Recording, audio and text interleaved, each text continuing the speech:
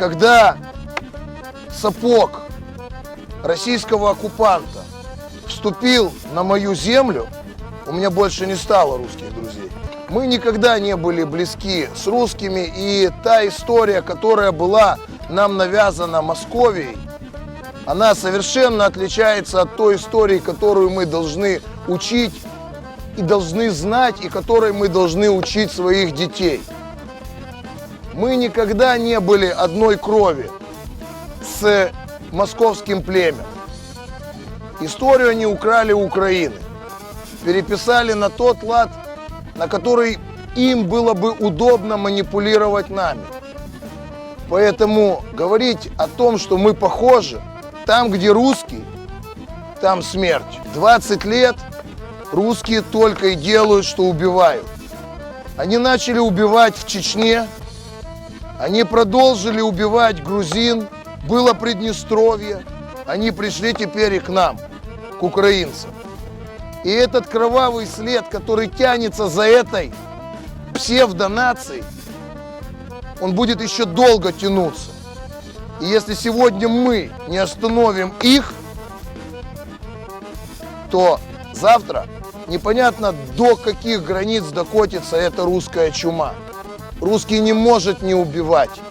Русский по своему отношению варвар. Все должны четко для себя понимать. Есть противник, и ты должен его убить. И есть победа, которую ты должен достигнуть. Это условия войны. А мы сейчас на войне. И если кто-то хочет спрятать этот момент, его не получится убрать. Потому что слишком много мы в эту землю положили уже человеческих жизней. Вы хотите жить или проживать? Вы понимаете? Мы свободные люди. И мы не должны соглашаться с тем, что нам навязывают. Лучше умереть стоя, чем жить на коленях. Потому что, уступив здесь, завтра он придет ко мне домой. Он ляжет с моей женщиной в кровать и скажет, что так нужно. Он оденет мою обувь и пойдет туда, куда он захочет. Если ты мужчина, ты не должен быть компромиссным. На каждом украинце лежит доля ответственности потери его земли. Ни больше, ни меньше. Здесь не может правительство быть лучше, правительство быть хуже. Правительство ровно такое, какое мы его себе заслужили. Какое мы себе его выбирали.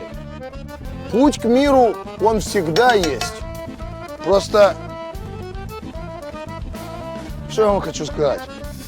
Вот вернем мы свою территорию, выйдем на государственную границу нашей Родины.